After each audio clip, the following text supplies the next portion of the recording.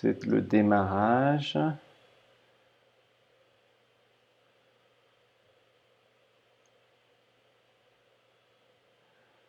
Ok, Kmar, je pense que ça y est, nous sommes en direct Très bien, bravo, sur la bravo, page de l'IRMC. bravo, Jamil. Donc, bienvenue, merci d'être avec nous. Tu es confiné en Merci à Allemagne toi. Oui, et moi à Tunis.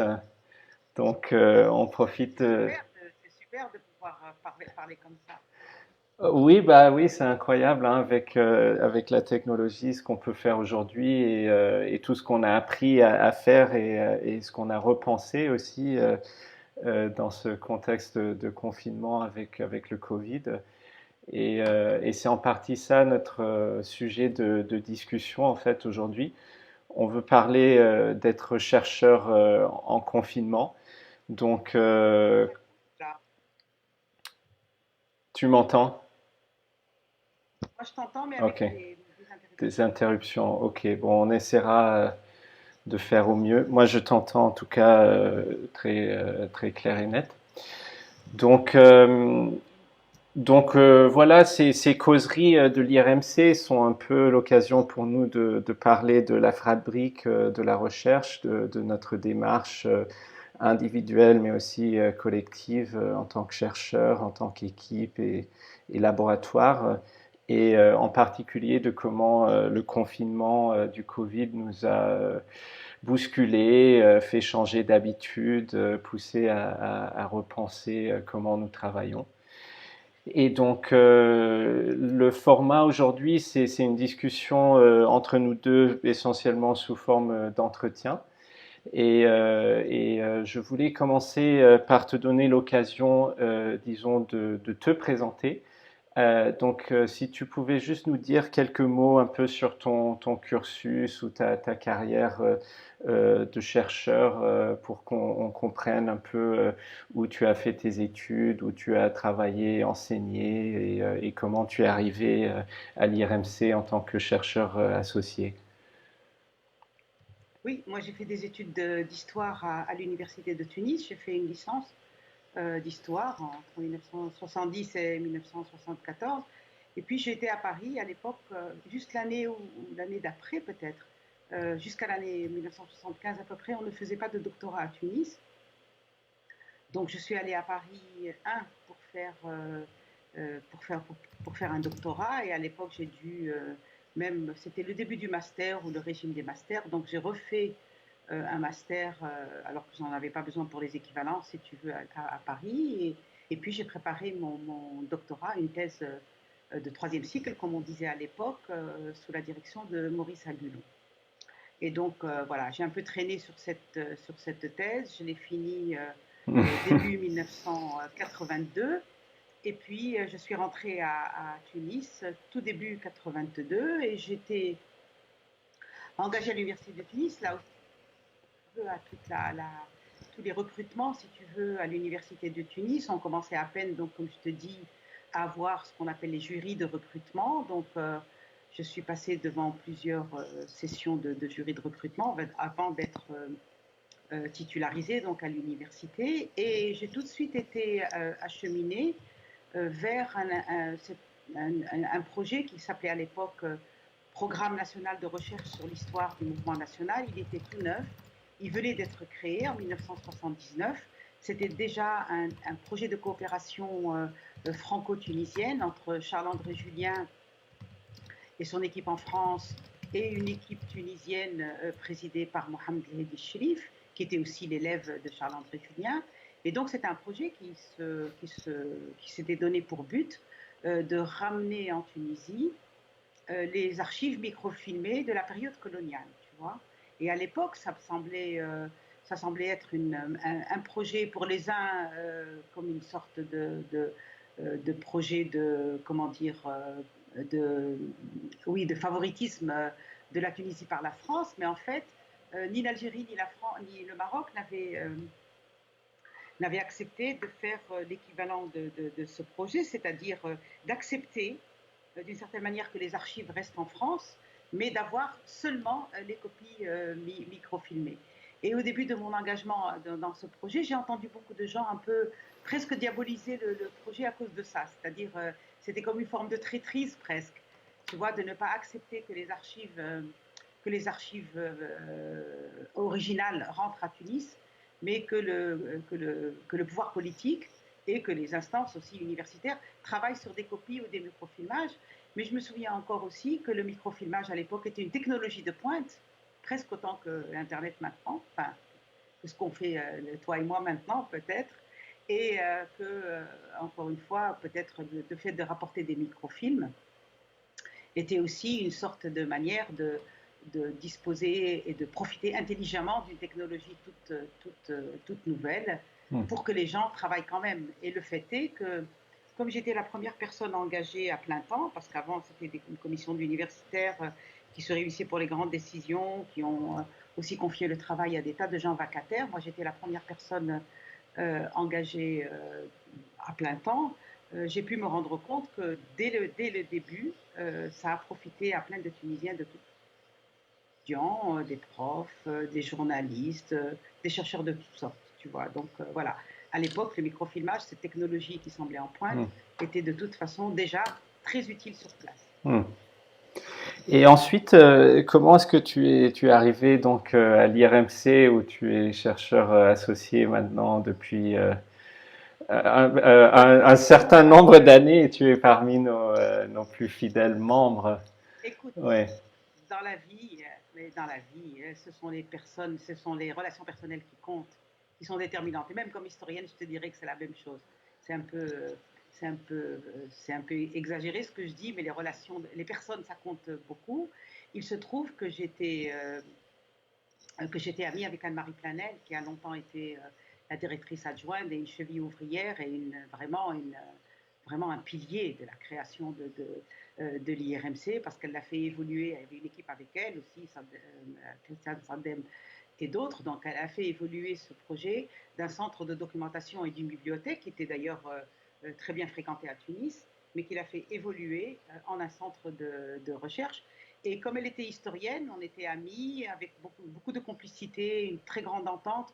Elle avait une très grande intelligence et une très grande sensibilité à ce qui se passait autour des archives, de leur microfilmage et de ce qui se passait à Tunis, de la recherche, si tu veux, qui commençait et qui était.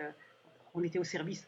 Elle, comme moi, on était un peu au service de cette recherche pour que les chercheurs tunisiens trouvent de la matière pour travailler sur place, si tu veux.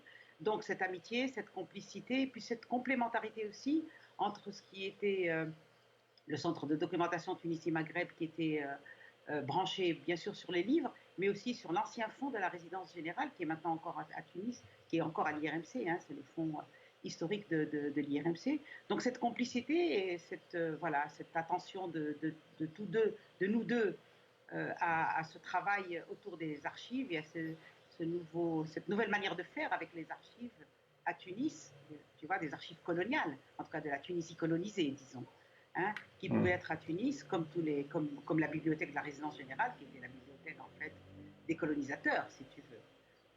Voilà, on était contente d'être à la fois les témoins, mais aussi un peu les chenilles ouvrières, comme on dit, de ce travail un peu commençant, très modeste, mais en même temps très stimulant, parce que moi j'étais très contente de ce début. Et quand le CDTM est devenu IRMC, nous avons continué, j'ai continué à travailler dans les coulisses un peu de cet institut qui commençait, à faire des comptes rendus d'ouvrages, des choses comme ça. Tu vois, il y avait un petit bulletin aussi qui s'appelait Correspondance, etc., petit à petit. Et un jour, Michel Cabot, qui était le premier directeur donc, de l'IRMC, m'a dit est-ce que vous voulez être chercheur associé? Je me souviens que ça me disait rien du tout, je ne comprenais pas cette catégorie administrative. Et je lui ai dit à quoi ça sert? Et il m'avait dit un mot que je n'ai pas compris tout de suite, mais je l'ai compris après. Il m'a dit ça vous servira à vous protéger contre l'administration tunisienne si jamais elle vous demande des comptes. Et je n'avais pas compris, et en fait il a eu raison, parce que par la suite, j'ai eu des directeurs d'instituts qui me le reprochaient et qui me disaient que je travaillais illégalement, tu vois, qui essaie de m'intimider en fait d'une certaine manière. Et moi, j'avais un peu compris au bout de quelques années et je lui ai dit, mais enfin, le ministère m'a autorisé à le faire et j'ai un statut régulier. Tu vois, c'était une sorte d'intimidation un peu mesquine de la part de cet universitaire tunisien. Mais bon, j'ai trouvé aussi les moyens de répondre et de dire que c'était un statut et qui était aussi un statut de coopération entre l'université française et l'université tunisienne et qu'il était de toute façon permis, qu'il était halal par rapport à l'administration tunisienne. Ça semble être rien, mais d'une certaine manière, je crois qu'il avait raison. Il a un peu anticipé la malveillance, si tu veux, de certains responsables qui pourraient aussi utiliser ce statut comme une voilà, comme un statut voilà comme un statut non viable ou non voulu, etc. Mais c'était malhonnête aussi de la part de ce directeur de me dire ça. C'était pas sympathique. C'était même un peu malveillant. Bah, voilà, donc je suis chercheur associé depuis la création, un peu sans le vouloir, sans le savoir ou sans le sentir, comme ça par intérêt et par complémentarité et parce que j'étais un peu, comme dirait l'autre, dans la soupe, quoi. Moi, ce que j'entends, au moins en partie dans ce que tu décris, c'est la distinction entre le rôle de chercheur et d'enseignant, en fait. Et peut-être c'est une manière d'embrayer un peu sur la discussion sur ce que c'est qu'un laboratoire et qu'est-ce qu'on y fait. Parce qu'en fait, enfin en France notamment et dans ce que tu décris, j'ai l'impression de voir une distinction entre le lieu et le groupe de personnes avec qui on fait de la recherche ou le travail de recherche qui se fait dans le laboratoire d'une part et d'autre part le lieu et les personnes avec qui on enseigne qui serait le département ou la faculté. Et ça, c'est une distinction qu'on retrouve par exemple dans le fait de différencier les recrutements en France entre CNRS et l'université, mais qui dans d'autres systèmes n'existe pas. Donc à t'entendre parler, j'ai l'impression que cette distinction existe en Tunisie et que tes collègues ou plutôt même tes supérieurs au sein de la faculté considéraient que le travail de recherche que tu ferais au sein d'un laboratoire, comment dire, était finalement pas ce à quoi tu devais te consacrer en tant qu'enseignante. Est-ce qu'on peut dire ça comme ça, ou est-ce qu'il y avait aussi une activité de recherche à la fac? Oui. La question est très bonne parce qu'elle me fait revenir un peu sur la différence entre le système tunisien et le système français. Tu sais bien que le système tunisien est très très inspiré du système français, mais ça aussi c'est une parole de témoin, mais c'est aussi une parole d'historienne. En tout cas, je m'intéresse un peu à l'histoire de l'université et je me dis qu'à chaque fois on suit les choses mais sans trop savoir comment ça se passe, c'est-à-dire qu'on les suit un peu aveuglément, sans trop comprendre et puis après on se recale. Et pour répondre par petits bouts un peu à ta question qui est très complexe, je dirais d'abord qu'en Tunisie, il n'y a pas de statut de chercheur. C'est un des paradoxes de la question. Et donc, quand j'ai été engagée, moi, dans ce programme national de recherche sur l'histoire du mouvement national, qui deviendra beaucoup plus tard, en 1989, Institut supérieur d'histoire du mouvement national, c'est-à-dire après Ben Ali, j'étais engagée sous le label d'enseignant-chercheur. Parce que jusqu'à aujourd'hui, figure-toi que le statut de chercheur tout seul n'existe pas. Y compris pour des gens qui travaillent au CERES, le Centre d'études et de recherche économique et sociale, par exemple, qui existe encore jusqu'à aujourd'hui. Donc, on a un statut unique qui accole les deux fonctions, si tu veux, à charge pour chacun, si tu veux, de gérer un peu les deux. Mais je te dirais que cet accolage des deux, cet accordage des deux et ce statut unique, à mon avis, nuit un peu beaucoup, en tout cas, au système tunisien, parce que paradoxalement, je trouve, mais ça c'est encore une fois une parole de témoin et d'observatrice, mais après de longues années à l'université, je trouve qu'effectivement, parce qu'on a en Tunisie, où l'enseignant et le chercheur, je trouve que l'enseignement à l'université a été négligé.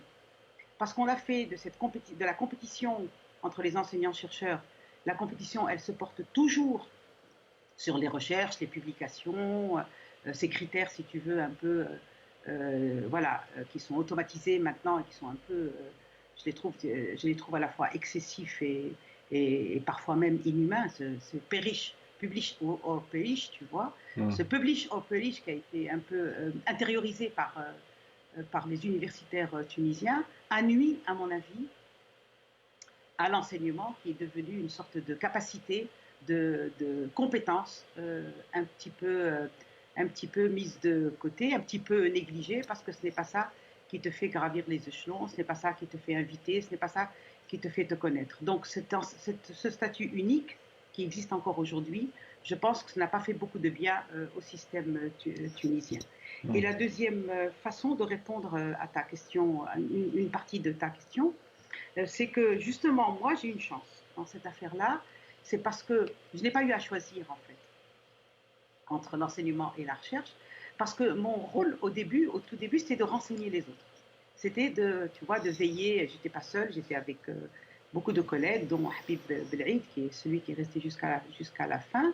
Mais mon rôle, il était pédagogique, si tu veux, d'une certaine manière, parce que je veillais un peu à ce que les gens cherchent dans le fond, si tu veux. J'étais une sorte de documentaliste bibliothécaire, etc., qui préposait, si tu veux, à ce fond-là. C'était moi qui renseignais les gens, c'était moi qui savais où ils pouvaient trouver les renseignements, etc. Et donc, d'une certaine manière, ce travail de recherche que l'on m'a donné, que l'on m'a confié, et qui consistait à informer les autres, m'a beaucoup formé à la fois aux archives, à la recherche, puisque je travaillais avec les autres, et en même temps à à une compétence un peu exceptionnelle, si je puis dire, c'était d'orienter les autres. Enfin et ça s'apparente à la pédagogie d'une certaine manière. Donc le travail qu'on m'a confié, qui était tout neuf, qui était assez inédit, et sur lequel personne ne m'avait renseigné, parce que personne n'avait aucune idée, et moi non plus, donc m'a permis de sortir un peu de cette opposition entre enseignants et chercheurs, ou de ce conflit entre enseignants et chercheurs. Et en fait, j'ai appris mon travail de chercheur en renseignant les autres. Et pendant des années et des années, je n'ai fait que ça. Et d'ailleurs, j'ai commencé très très tard à écrire des articles pour moi. Et je me souviens qu'il y avait plein de gens qui me disaient: ah, tu n'as pas écrit d'article, ah, tu n'as pas publié ta thèse, ah, tu n'as pas, etc. Et moi, je disais: mais j'ai pas le temps. Parce que c'est vrai que je n'avais pas le temps, j'étais complètement absorbée. Et puis, je n'avais pas d'idée pour écrire ni article, ni rien du tout.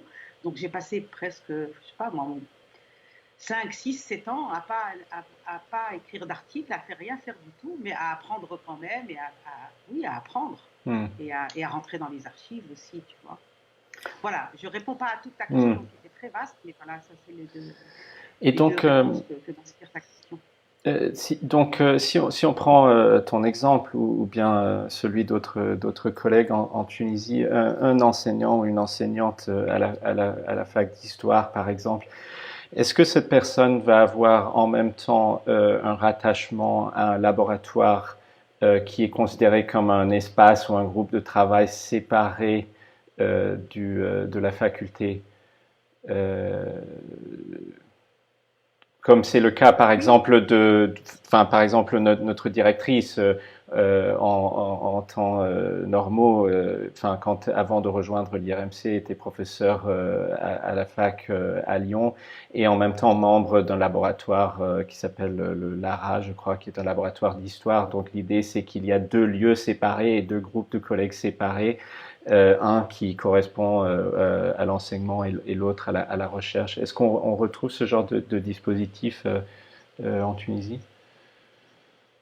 c'est un dispositif, comme Oui, je t'ai dit, oui, copié sur la France, toujours oui, avec un décalage oui, et une adaptation. oui, Pour ne rien te oui. cacher, c'est comme l'habilitation à diriger des recherches et tout. Mm, C'est-à-dire que c'est mm, toujours comme ça que ça se passe, c'est-à-dire on mm, prend les choses, on les adapte un peu à la mm, situation et d'ailleurs, à mon avis aussi, selon les intérêts ou les visions ou les mm, visées de ceux qui les font et des conseillers qui le font. Mais pour répondre à ta question sur le laboratoire et tout, maintenant, il y a mm, effectivement, depuis 1990, je crois, quand j'étais moi au Programme national de recherche et puis à l'Institut, à part le CRS, mon unité, si tu veux, celle où je travaillais, il n'y avait pas tellement de choses. Mais à partir des années 90, le système des laboratoires et des unités de... D'ailleurs, c'est toujours la même chose en Tunisie. Ce sont les sciences dures qui commencent à imiter. mm, Parce qu'elles sont branchées sur l'international mm, beaucoup plus. Et donc, c'est ça qui donne le là, si tu veux. Donc c'est vrai, mais ce n'est pas aussi systématique en France, si tu veux. Voilà, il y a des tas de gens qui ne le font pas. Et c'est un peu le sens de ma réponse tout à l'heure, un peu de ma phrase, peut-être un peu lapidaire, en disant qu'on a peut-être favorisé ce que l'on appelle la recherche aux dépens de l'enseignement. Tu vois ce que je veux dire? C'est-à-dire que quand les gens étaient les plus éveillés, les plus avertis, les plus ambitieux, les plus malins, etc., savaient qu'il fallait ou créer une unité ou créer un laboratoire. Donc ils pouvaient le faire puisque les possibilités étaient ouvertes. Et puis après, ça s'ouvrait aux collègues, etc. etc. Mais ce n'était pas ouvert à tout le monde. Et puis il y en a qui ne l'ont pas fait. Peut-être une minorité, je ne connais pas bien la situation, mais je connais des tas de collègues qui ne sont jamais inscrits ni à une unité ni à un laboratoire et qui ne s'en portent pas plus mal, si tu veux. Tu vois. Donc le système est bien arrivé, mais sans avoir, si tu veux, le côté structurant qu'il a en France. Et je pense, je te réponds là pour les sciences humaines et sociales, mais je pense que pour les sciences dures, c'est beaucoup plus strict, si tu veux, parce que les sciences dures sont beaucoup plus rattachées à la vie internationale que ne le sont les sciences humaines et sociales en Tunisie. Bah, d'ailleurs, ce mot de laboratoire, en tout cas pour moi, il sonne un peu exotique pour moi parce que c'est pas moi venant plutôt d'un système, enfin anglo-saxon, si on peut l'appeler de cette manière. Canada, toi. Oui, voilà. Mes premières études au Canada et ensuite le doctorat au Royaume-Uni et après j'ai travaillé en France en tant que postdoctorant et après au Royaume-Uni en tant que maître de conférence. Donc j'ai un peu d'expérience dans les deux et c'est vrai que c'est pas du tout un mot qu'on emploierait en anglais. Ça sonne très très bizarre en fait. Et c'est un mot qui est exclusivement réservé à l'espace de travail, de recherche des sciences dures. Et donc, et je pense que ce mot a aussi une histoire, enfin, une histoire connue ou du moins connaissable en France, c'est-à-dire qu'on pourrait retracer historiquement le moment de son émergence, qui l'a employé pour la première fois par rapport aux sciences humaines et sociales. Je sais que par exemple en anthropologie, qui est plutôt ma discipline, Lévi-Strauss a eu un rôle important dans la création de l'idée que la recherche anthropologique se ferait en laboratoire. Et il avait le rêve de reproduire ce qu'il percevait, je pense, comme la rigueur et la scientificité de la recherche en sciences dures. Mais moi, j'aimerais savoir un peu si ce mot te convient, si tu le trouves problématique, à quel égard, enfin, que signifie pour toi un laboratoire quand on est chercheur en sciences sociales et humaines ou historienne comme toi? Ouais. Non, je suis comme toi, Ouais. c'est-à-dire que c'est pour moi un mot qui évoque surtout les sciences dures, les laboratoires de Pasteur, enfin, tu vois ce que je veux dire. Mais pour le moment aussi, il évoque pour moi je sais pas, un laboratoire de pharmacie. Moi, j'ai travaillé aussi dans une pharmacie il y a un certain temps, donc le pharmacien me disait le laboratoire pour dire l'officine en fait. Tu vois, maintenant les laboratoires médicaux et tout. Mais moi, je l'aime bien ce mot parce que il est pas, je l'ai changé d'aucun sens, j'ai pas beaucoup réfléchi. Moi, je l'aime bien parce qu'il y a le mot labeur dedans. Mais bon, j'ai pas beaucoup réfléchi tu vois. Et puis, il me plaît parce que bon, je suis pas des sciences dures, mais je pense que j'aurais dû faire des sciences dures. Je pense que j'aurais été plus à l'aise dans les sciences dures que dans les sciences humaines. Mais de mon temps, moi, j'étais bonne élève. Quand on était bon élève, on pouvait aller en lettres. C'est plus le cas maintenant. Donc, si j'étais né plus tard, peut-être que j'aurais fait des sciences dures. Mais je trouve aussi que c'est un mot qui évoque l'expérimentation et ça ne me déplaît pas. Tu vois ce que je veux dire, sans le charger de trop de sens, je trouve. Et puis, l'autre sens aussi qui me plaît beaucoup, maintenant que tu me fais réfléchir sur le mot, c'est l'idée des laboratoires de pellicules, tu vois, de photographie ou les laboratoires de développement des films, etc. Non, moi, le mot ne me gêne pas, franchement. Il me plaît bien, je le trouve sympathique. Et puis, il peut avoir aussi ce côté, voilà, il évoque le côté expérimentation. Il évoque pour moi aussi des choses qui me semblent très sympathiques et qui me plaisent. C'est aussi que c'est un lieu de travail concret. Moi, j'aime le concret, moi, j'aime le matériel. Je crois beaucoup que le travail, c'est pas, les gens idéalisent le travail, tu vois, surtout on idéalise le travail intellectuel, on croit que c'est de l'inspiration ou des idées, ou faut être génial, je sais pas quoi, tu vois, j'ai l'idée de chercheurs, monsieur, tu vois, moi je ne crois pas du tout. Je crois au contraire que le travail scientifique, le travail de la recherche, dans tous les domaines, c'est un travail d'expérimentation. Tu essayes dans ta tête, ou des idées, ou avec les gens, ou les gens te disent des choses que tu ne comprends pas, puis tu les comprends après, etc. Donc, de ce point de vue-là, euh, puisque c'est un lieu où il y a un labeur collectif et une expérimentation collective, et puis où il y a des choses qui émergent. C'est ça l'idée des Mm. photographies. Enfin, tu développes des choses, tu tournes un film où tu prends des photos et tu les mets dans un endroit où ça émerge petit à petit, où tu vois émerger quelque chose. Non, c'est plutôt des images comme ça qu'évoque pour moi le mot laboratoire. Je l'aime bien, moi, franchement. Oui. C'est un mot que j'aime bien. Bah, c'est une très belle image, surtout pour ceux qui travaillent sur le terrain, parce que finalement, on sort avec Mm. l'appareil, prendre quelques clichés, mais c'est seulement Et en moi, je rentrant au ne vois pas laboratoire, voilà, que dessus, tu je vois vois ce que pas tu as. dessus, tu vois, c'est pas. Exactement. Ouais, ça me plaît beaucoup. Je prends juste un moment pour rappeler à ceux et celles qui sont en train de nous regarder. S'ils ont des questions à poser à Akmar, n'hésitez pas à les taper dans le chat en bas de la vidéo que je suis et j'essaierai de les relayer s'il y en a. Alors, pour poursuivre, Kmar, sur ce point justement de laboratoire et d'expérimentation et de travail de groupe, peut-être qu'on peut parler un peu de ce que signifie le travail d'équipe ou le travail conjoint pour toi en tant qu'historienne et sur la base de ton expérience aussi à l'IRMC.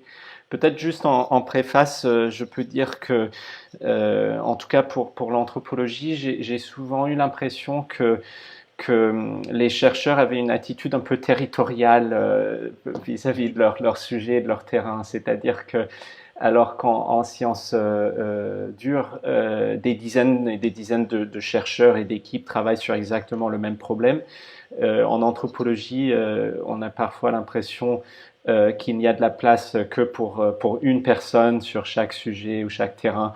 Et donc on fait un peu la course aux îles désertes où chacun et chacune essaie de trouver une île qui n'a jamais été explorée auparavant. Et si jamais un autre anthropologue débarque sur l'île, ça peut être un combat un peu Oui, entre eux pour savoir qui aura le oui. droit d'étudier ce lieu. Ta question, elle pose Hmm. plusieurs.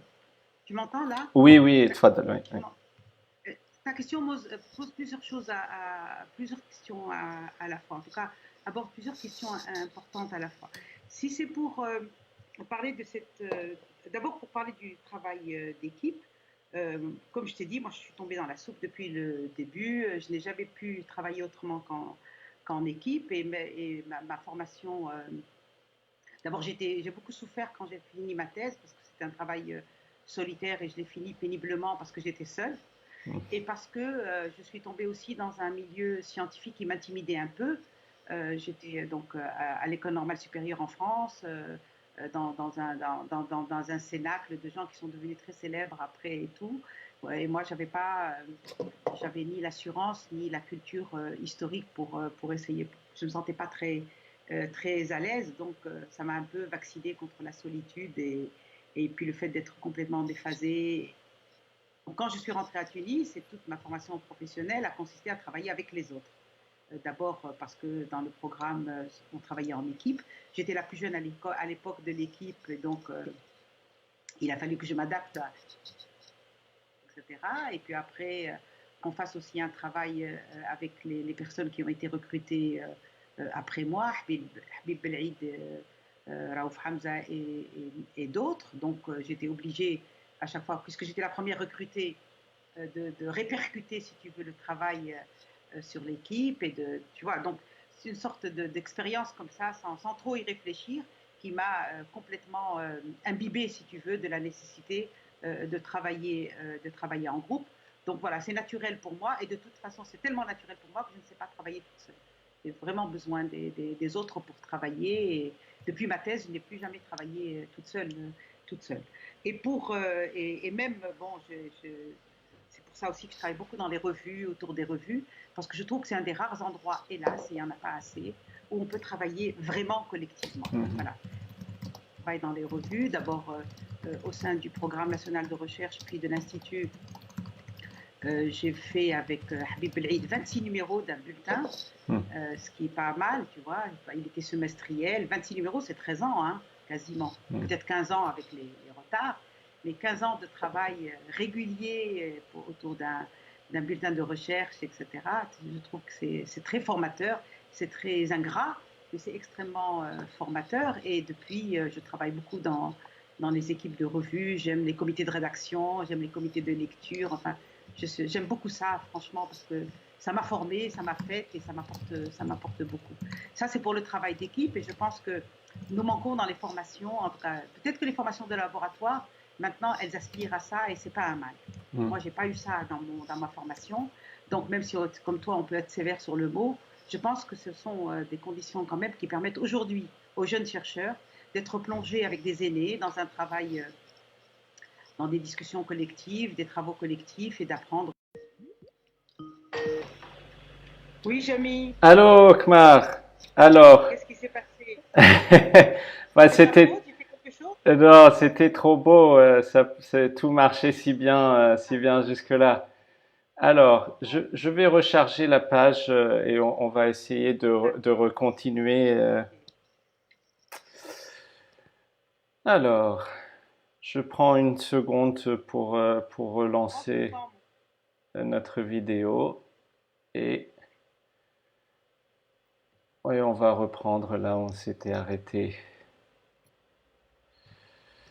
Alors, alors, bon, alors, je crois que nous sommes à nouveau connectés. J'espère bien que vous nous voyez, celles et ceux qui nous écoutaient. Désolé pour ce problème technique. On a eu un problème de connexion, mais nous voici à nouveau connectés. Alors, Kamar, je m'excuse.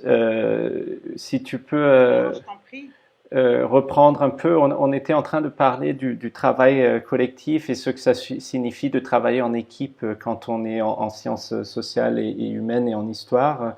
Et tu avais mentionné en particulier les revues, les comités de rédaction et de lecture, ce genre de lieu où on peut se réunir autour d'un travail conjoint avec les collègues. Je pense que c'est là où on a perdu la connexion. D'accord. Et oui, c'était donc pour te dire que le travail d'équipe m'a formé. Donc voilà, j'y suis, j'y reste et je reste fidèle et, euh, et je trouve qu'aujourd'hui, justement, les choses ont un peu évolué dans ce sens et, euh, et les gens plus jeunes ont cette possibilité. Mais la deuxième chose que je voulais ajouter à ton interpellation, c'est l'idée des sciences humaines et sociales territorialisées, si tu veux. Toi, tu as dit que les sciences dures semblaient plus mondiales, plus mondialisées ou plus internationales, et que les sciences humaines et sociales semblaient plus territoriales. Et moi, je vais aller plus loin que toi dans un sens, et puis essayer de répondre à la remarque générale, en tout cas à la comparaison générale entre les sciences dures et les sciences humaines et sociales. D'un côté, c'est vrai, moi j'assiste en Tunisie, en tout cas en tant que Tunisienne, en tant qu'historienne, aussi à cette histoire, mais par désir d'appropriation peut-être aussi de notre histoire, à cette idée que voilà, l'histoire tunisienne, c'est les Tunisiens qui la font, c'est eux qui peuvent la faire, qui peuvent la comprendre, qui peuvent la sentir. Si ce sentiment s'explique un peu historiquement, parce que tout s'explique historiquement, y compris la recherche, je pense que c'est aussi un excès qui est pas très sain pour la science elle-même, parce que toi, tu parles de territoire. Peut-être que le mot territorial est mieux que le mot national, mais je pense que les deux se recoupent. Je pense que ce qui se passe, c'est que voilà, peut-être que le bon mot pour les sciences humaines et sociales, mais peut-être aussi les autres sciences, je ne sais pas, je ne peux pas en discuter, sont situées. Et il me semble que plutôt que de parler de territorial où on a vu des excès ou en tout cas des dérives à éviter, il n'y a pas de science nationale, il n'y a pas d'histoire nationale, etc. J'ai vécu dans une institution dans laquelle j'ai compris que tout ça, c'était des choses dangereuses, en tout cas mais que toutes les sciences humaines et sociales, à mon avis, sont situées. On peut les expliquer en tout cas par rapport au contexte et par rapport au terrain. Et là, je pense que tu peux être d'accord avec moi, parce que ce qui est important, encore une fois, dans les sciences humaines et sociales, c'est de comprendre des théories, des hypothèses, des méthodes, etc., mais en fonction du terrain. Hein. Je ne pense pas qu'il soit possible, encore une fois, tu vois. Et c'est là peut-être que les sciences humaines et sociales ont quelque chose à dire, un peu sur cette idée de est-ce qu'une science est mondiale, universelle ou pas. Voilà. Moi, je pense qu'il n'y a ni mondial, ni universel, ni territorial, ni national. Il y a des sciences situées. Il faut les faire avec ce qui existe comme matériel théorique, comme matériel de méthode, comme vision, comme culture, comme tout ce que peuvent apporter tous les terrains, mais qu'il faut quand même les mettre à l'épreuve des terrains et des contextes que l'on a. Et je voudrais finir, en tout cas, cette réponse par l'importance de la langue dans les sciences humaines et sociales.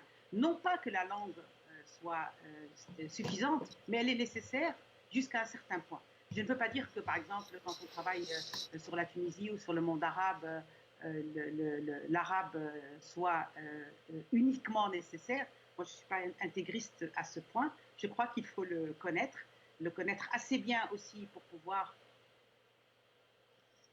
dans le terrain, pouvoir en sentir les nuances, pouvoir aussi comprendre aujourd'hui, parce qu'il y a une production scientifique en langue arabe, etc.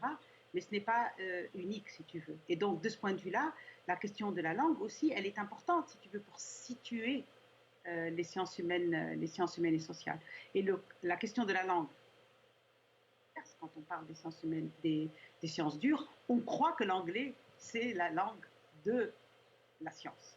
Et là aussi, je m'insurge contre ça. Moi, je pense que c'est un intégrisme comme un autre. Enfin, c'est un intégrisme commercial. Au bout du compte, si tu veux, c'est une langue de communication, certes, c'est une langue de communication très, très utile, mais elle n'est pas plus scientifique que les autres. Voilà, parce que la science, elle peut se faire dans n'importe quelle langue. Et pour moi, langue, c'est la langue, la science, la langue comme dans la science, ou comme dans la littérature, ou comme dans l'art, ou pour tout ce qu'on veut, si tu veux. Il y a un minimum syndical de communication, d'accord, mais n'importe quelle langue peut le remplir. Il se trouve que l'anglais aujourd'hui est la langue la mieux placée pour ça, mais pourquoi pas l'espagnol, ou pourquoi pas l'arabe, si on veut parler en termes statistiques, ou en termes consommateurs, ou en termes de nombre de parlants, ou je sais pas quoi, tu vois, mais que de toute façon, il n'y a pas de raison que la langue soit, que l'anglais soit considéré comme une langue scientifique. C'est une langue de communication scientifique aujourd'hui très répandue, mais ce n'est pas une unique langue de la science, et de ce point de vue-là, je pense que même les sciences dures auraient intérêt à faire un peu comme les sciences humaines et sociales, c'est-à-dire à considérer qu'il y a d'autres langues aussi scientifiques qui existent et qui peuvent aussi produire de la science. Et de ce point de vue-là, je pense que l'anglais aujourd'hui, c'est une position favorisée qui a son histoire, elle aussi, depuis la Deuxième Guerre mondiale, je pense, parce que les États-Unis sont devenus le pays dominant sur le plan scientifique dans le monde, mais ce n'était pas du tout le cas avant, hein, voilà, tu vois. Oui. Et que ça n'est pas, en tout cas, c'est pas une condamnation. On n'est pas condamné à ça. Voilà. Bon, enfin, ça sera fait peut-être après ma mort, mais je pense que l'anglais n'a pas vocation à être la langue scientifique et universelle que l'on peut prétendre, mais que toutes les autres langues peuvent être des langues scientifiques. Mais il faut y travailler. Les scientifiques doivent y travailler. Moi, j'imagine que l'anglais a vocation à devenir un jour ce que le latin est pour nous aujourd'hui. Mais on ne sait pas. Dans 300, 400, voilà. Non, mais je ne sais pas pourquoi je suis allée là-dessus, mais c'est parce que je pense qu'effectivement, pour les sciences humaines, je pense que sont bien placés aussi pour parler de ça, parce qu'aujourd'hui, la domination de l'anglais dans les sciences dures, elle se fait aussi à cause de la communication, si tu veux, et à cause de la valeur marchande de sciences dures. comme les sciences humaines et sociales n'ont pas une grande valeur marchande, elles n'ont pas droit au chapitre, mais après tout, nous sommes des scientifiques aussi et nous pouvons réfléchir sans avoir comme ça un peu le poids du commerce sur nos têtes. Mm. Bah, en tout cas, à travers ce que tu dis sur le laboratoire, les facultés, on voit émerger un peu des lieux où se pratique le métier d'historienne pour toi. Puis aussi, tu mentionnais les revues, comités de rédaction, de lecture, etc. Donc, des lieux un peu plus éphémères, c'est-à-dire des rencontres ou des réunions où les gens se réunissent autour d'un objet et après repartent. Je me dis qu'il y a quand même une partie du métier dont on n'a pas parlé, qui est vraiment le travail d'archives et de rédaction. Et peut-être que là, je ne sais pas si cette question est trop personnelle, mais j'aimerais savoir un peu Non, non. comment tu travailles très concrètement. Par exemple, bon, tu répondras de la manière que tu souhaites, mais est-ce que tu rédiges et tu travailles dans les archives en même temps? Est-ce que je sais pas moi, quand tu écris un article, est-ce que tu lis toujours un paragraphe de Marx pour te donner du courage avant de commencer? Est-ce que tu travailles au stylo, à l'ordi, le matin, le soir? J'en sais rien, mais donne-nous un peu une idée de ce métier d'historien au niveau du travail d'archives et de rédaction. D'abord, l'archive, moi, Hmm. c'est un domaine qui me plaît beaucoup parce que je l'ai appris un peu pour les autres. C'est-à-dire que j'ai lu des archives pour les autres avant de lire pour moi. C'est-à-dire que j'ai été engagée d'abord par mes profs quand j'étais à la fac pour lire des archives pour leur recherche, parce qu'ils n'avaient pas le temps, etc. Et que ça, moi, ça m'a beaucoup aidé à. C'est comme ça que je suis rentrée aux archives nationales, en fait, pour faire un peu des fiches de lecture de fonds d'archives, de liasses d'archives que je lisais aux archives nationales. À l'époque, c'était au premier ministère. Hein. Ce n'était pas le grand bâtiment qu'il y a aujourd'hui à Tunis. Et puis, quand je suis partie pour faire ma thèse, là aussi, c'était très matériel pour moi. J'ai travaillé sur les archives du XVIIIe siècle à Paris, tu vois, et donc voilà, des écritures à la main. J'ai mis très longtemps à comprendre. Donc, j'ai un contact très matériel, très concret, très direct avec les archives. Tu vois ce que je veux dire? Donc, pour moi, c'est du papier, c'est de l'encre, c'est des signatures, c'est des écritures, c'est même des personnalités, si tu veux. Et le deuxième temps où j'ai appris beaucoup, j'ai beaucoup souffert, j'ai mis beaucoup de temps parce que je devais travailler sur les archives du Parlement de Paris. J'étais très lente au début. Je me rappelle que le magasinier, il m'apportait au début d'Elias et moi je mettais une semaine ou 10 jours pour le quart de ce qu'il m'apportait, tu vois. Et puis petit à petit, j'ai appris.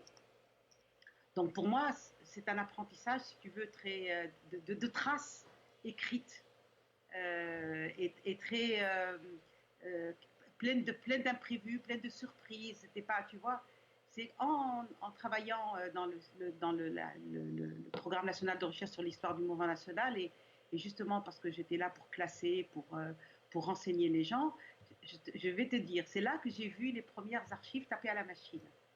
Parce que c'était le début du XXe siècle et j'ai compris presque l'entrée de la machine à écrire dans l'administration tunisienne grâce à ça, tu vois.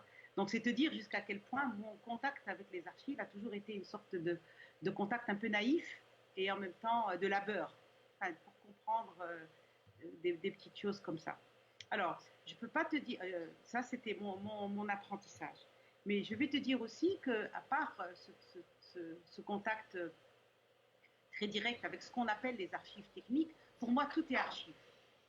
Je ne sais pas pourquoi. Peut-être parce que je travaille sur l'histoire intellectuelle, parce que je travaille, tu vois, travailler sur les vieux bouquins, par exemple, tu sais, travailler sur la littérature des écrivains de seconde zone ou de troisième zone, des écrivains coloniaux, par exemple, ou travailler, tu vois, à la Bibliothèque nationale de Tunis. On a un fonds extraordinaire d'imprimés, par exemple, à la Bibliothèque nationale de Tunis, moi que je trouve passionnant, ou bien les journaux les vieux journaux. On a aussi un service des périodiques qui est richissime à Tunis, tu vois, qui est sous-exploité et tout.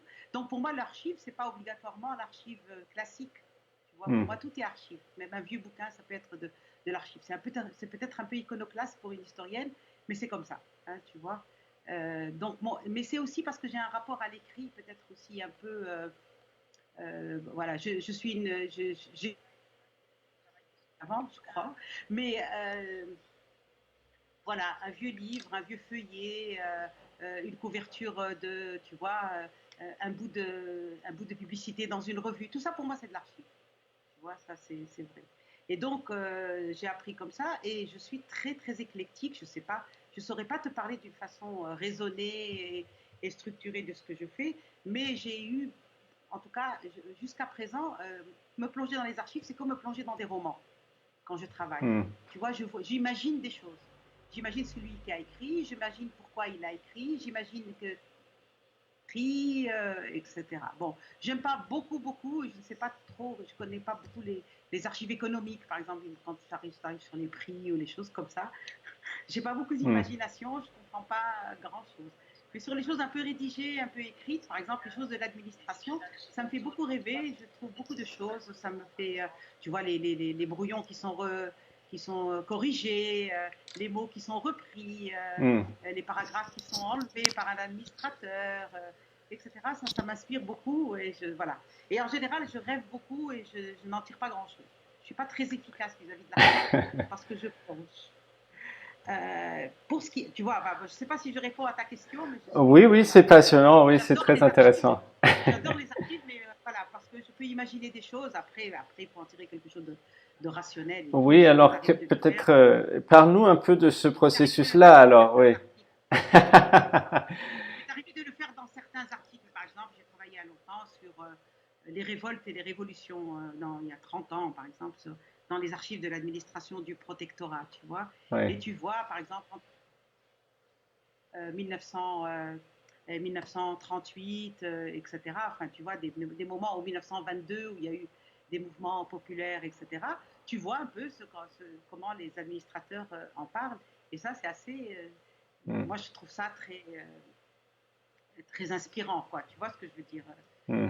Après, quand on le traduit, quelqu'un comme moi, après, c'est de l'analyse de discours, des choses comme ça. Bon, c'est moins, c'est moins intéressant pour moi parce qu'après, il faut mettre ça dans des formes et tout et tout. Mais quand je suis sur l'archive, moi, je suis très, voilà, je m'évade presque. Tu vois, c'est comme, pour moi, tu rentres dans la vie des choses, quoi. Tu vois, et pour moi, c'est très, très intéressant.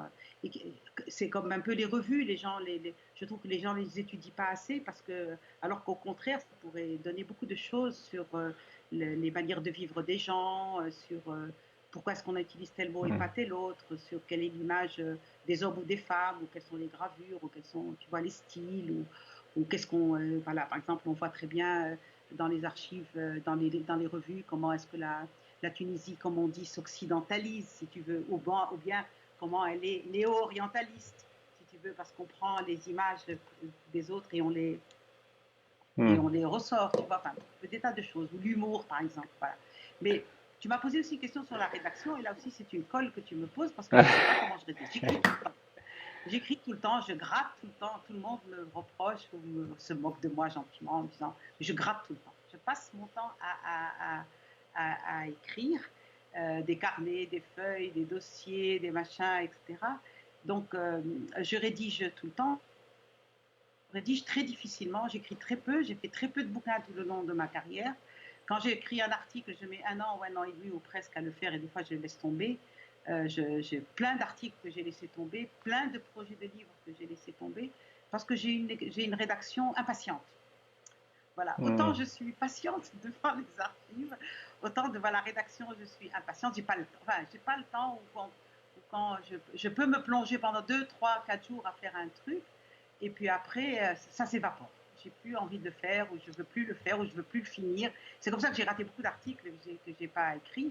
Peut-être que c'est en rapport avec mon amour du travail d'équipe, voilà, je sais pas, peut-être que c'est en rapport Hmm. avec ça. Donc je rédige tout le temps, j'écris tout le temps, je travaille avec l'ordinateur et à la main, dans le désordre, je ne sais pas, et tout n'apparaît pas. J'ai Hmm. plein de choses non terminées, non faites, non terminées. Mais je vais te dire, il y a quelque chose qui est très important, ce sont les mots. tu vois. Et c'est pour ça que je déteste le jargon des sciences humaines et sociales, tu vois. En fait, je lis bien sûr la littérature un peu professionnellement et tout. Ça m'ennuie de plus en plus, mais il m'est arrivé beaucoup d'en lire. Et en fait, je déteste ça. Hmm. Je déteste parce que je trouve les mêmes mots, les mêmes tournures de phrases. Et tous les 10 ans, tu as des modes. Et Oui. ça m'agace. Hmm. Et en fait, même ça me décourage. Je Oui. déteste ça. Oui. Je ne dis pas que c'est pour ça que je n'ai pas beaucoup écrit, mais je déteste ce qu'on écrit en sciences humaines et sociales. C'est plein d'un jargon et tous les 10 ans, tu as un nouveau jargon extraordinaire. C'est pour ça que je vais te dire ça, je vais finir peut-être par que depuis 2011, j'ai complètement, je crois que je me suis complètement libérée de tout ça. Je m'en fiche, franchement. Pour moi, l'archive et la rédaction, c'est la même chose. Enfin, je sais pas, les choses sont beaucoup moins tranchées entre elles, etc. Je lis presque plus d'archives, ou alors, comme je te dis, tout est archive. Il m'arrive de lire des choses un peu anciennes, mais beaucoup moins qu'avant. Depuis 2011, je travaille plus du tout de la même façon. J'écris toujours autant, et voilà, tu vois. Mais Oui. je sais pas. J'ai l'impression que presque depuis 2011, tout ça a été complètement déverrouillé. Bah, tu as aussi, enfin, je ne sais pas si c'était le cas avant 2011, donc peut-être que ça, c'est déverrouillé n'est pas le mot, mais en tout cas, depuis que je te connais, tu es écuménique aussi dans les types d'écrits les formes et les lieux où tu vas publier, c'est-à-dire que tu publies autant de travaux de recherche que par exemple de tribunes ou d'articles de journal, tu participes à des projets par exemple d'exposition de musées. Donc, tu as des formes d'écriture ou des textes aussi assez protéiformes, en fait. Oui, mais parce que ça Oui. m'a apporté. Mm. C'est pas, Mm. je suis écuménique, je suis pas le Mm. pape, Mm. mais ni un archevêque. Mais non, mais ce que je veux dire, c'est que ça m'apporte beaucoup. Moi, au contraire, tu vois ce que je veux dire, c'est-à-dire Oui. que, en fait, ce qui est important, c'est d'être lu et d'avoir Mm. des réactions. Mm. Et donc, voilà, que si je suis lu, que j'ai des réactions, pourquoi je vais m'en priver? Et puis, je te dis, peut-être aussi que j'ai fait aussi toute ma vie professionnelle, elle s'est faite un peu autour de cette découverte un peu des traces de l'histoire contemporaine de la Tunisie, que je découvrais moi-même. Je pense aussi que mon contact peut-être avec l'histoire, j'apprends en découvrant. Mm. Donc, le temps d'écrire, qu'est-ce que je vais faire? Tu vois, qu'est-ce que ça va m'apporter? Je Mm. vais perdre du temps, enfin, je sais pas comment dire. Il y a un peu ce truc-là. Après 2011, j'ai été libérée de ça, en fait. Mm. Bon, parlons. Je découvre et je profite, et puis voilà, de temps en temps, plus ramasser. Alors, si on change un petit peu de vitesse après ce portrait un peu du travail d'historien, j'ai envie de te demander qu'est-ce qui t'a manqué durant cette période de confinement par rapport à ta pratique d'historienne ou Vous, qu'est-ce qui est c'est vous qui possible, m'avez qu'est-ce qui n'est manqué. pas possible? C'est vous qui m'avez manqué. C'est vous qui m'avez manqué. Je suis Oui, bien contente que oui, vous m'ayez retrouvé oui, là, et puis qu'on fasse nos réunions. Non, c'est ça. Bon, tu vois, oui. c'est un peu mon caractère. Moi, je ne peux pas Hmm, travailler. Bien sûr, je travaille par ordinateur. Je lis beaucoup Internet, beaucoup plus qu'avant, hein, parce que même mes hmm. enfants, ils me reprochent ça des fois en me disant que j'ai tout le temps le nez sur Facebook ou Internet. J'apprends beaucoup de choses. Tu vois, c'est pas du pour moi, c'est pas du tout. Je suis un peu voyeur, ça c'est vrai, je reconnais. Je vais voir ce qui se passe. C'est comme sortir dans la rue, tu vois, aller voir un peu ce qui se passe, tâter le pouls, voilà, voir un peu ce qui se passe. Donc j'en fais. Pour moi, c'est de l'archive en train de se faire Facebook. Hmm, Donc, tu vois, je regarde, je vois qui est avec qui dit quoi, quels sont les mots qu'on emploie, pourquoi ça monte, pourquoi ça descend, pourquoi tout le monde, etc. Quel type de personnes se mettent sur l'affaire, quel autre type de personnes se mettent sur l'affaire.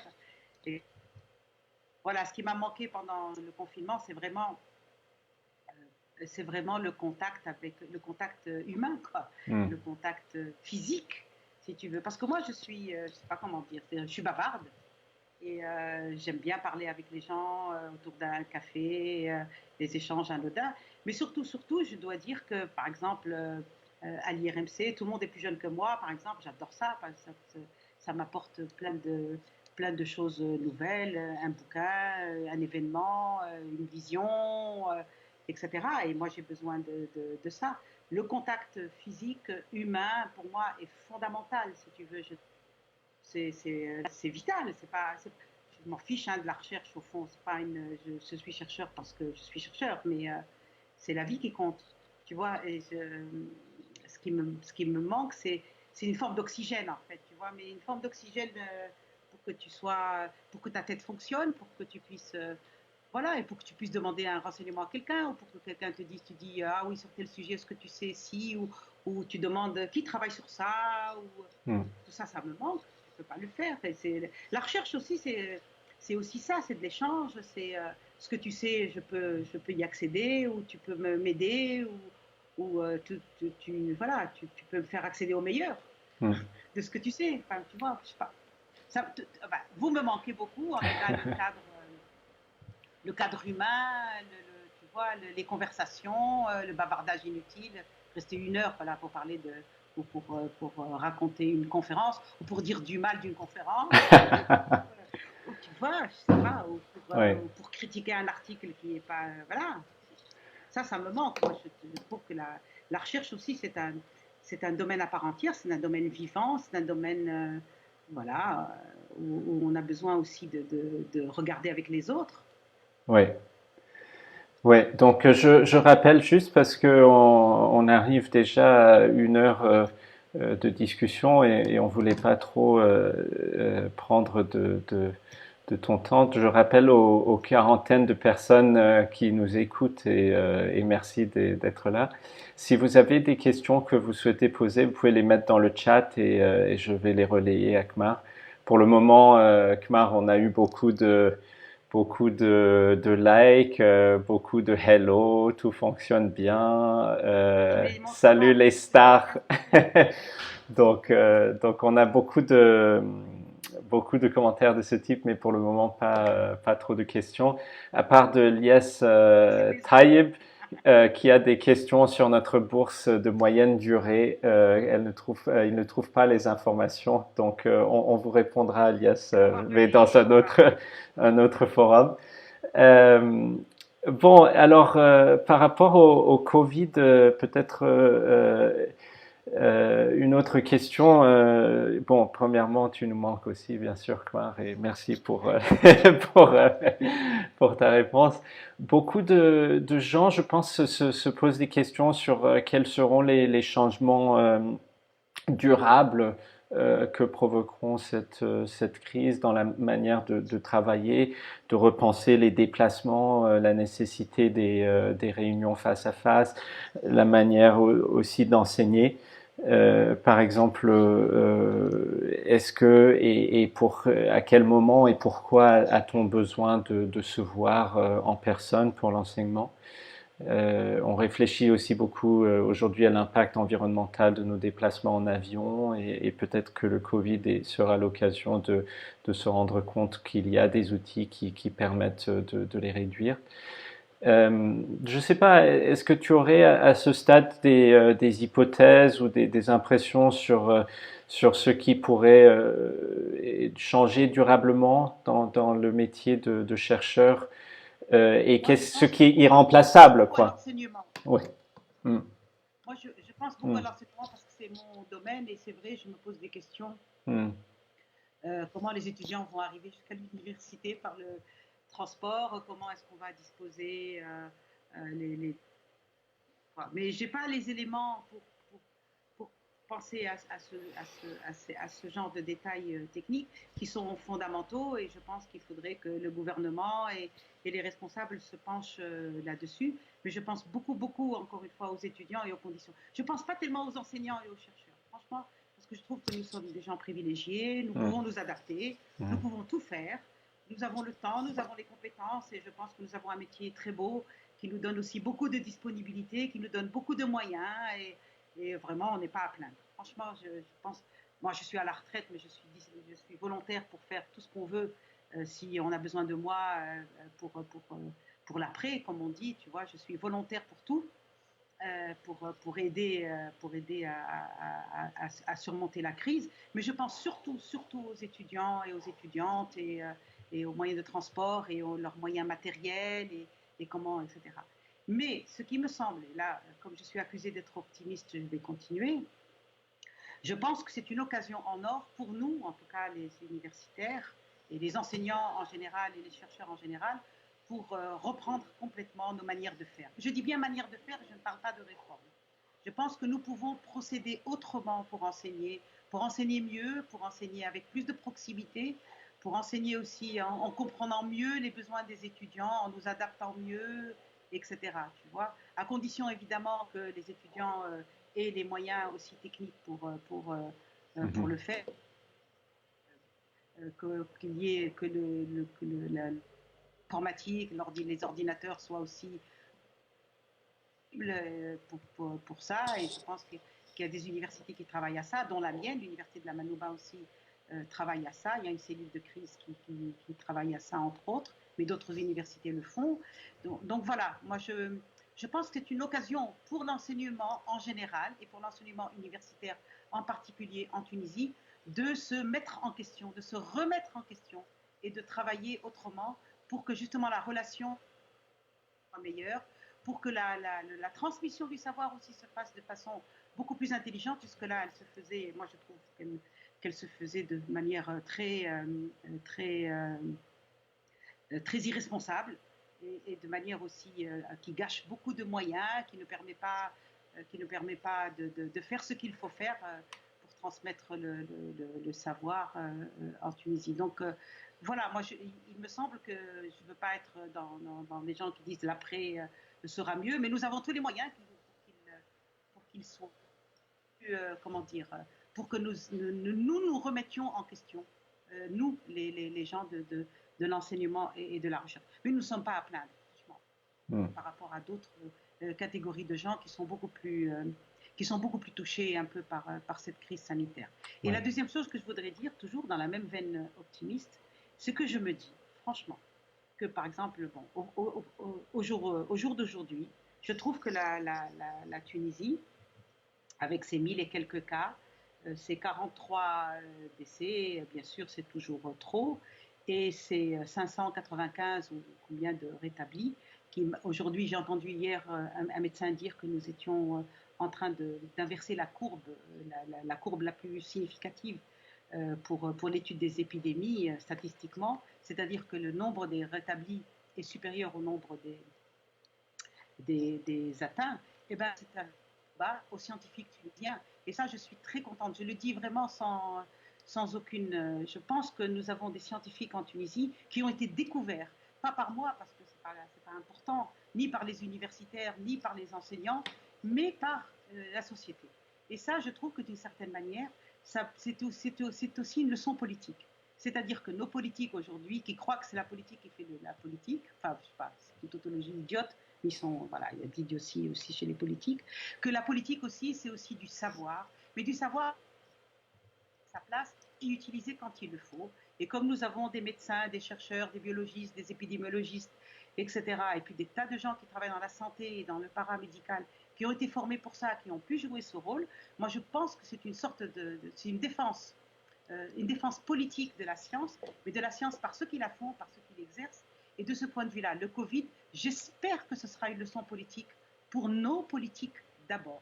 Et c'est en ça qu'il me semble que le Covid pourrait être une expérience positive. Mais en espérant que nos politiques regardent ça en face et aussi changent aussi la politique, parce que c'est de Mhm. ça qu'il s'agit. Mhm. Bon, bah écoute, merci beaucoup, hein. Peut-être que c'est sur ce point optimiste qu'on peut terminer la conversation. Ça fait un peu plus d'une heure.